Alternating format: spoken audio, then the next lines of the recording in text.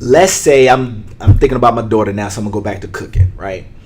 Let's say you love to cook. You've been watching cooking shows. You cook all the time. She used to make little Phoenix when she was 2. She used to take her foot.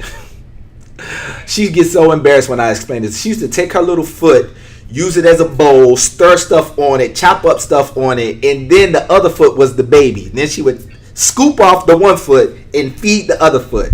Talking about some onion. So anyway, she's been cooking since forever, right? She loves to do it.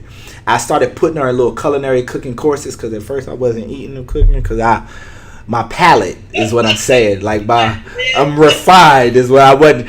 But she's developing a skill set. So what you have a strength in doing, what you love to do, and then opportunity.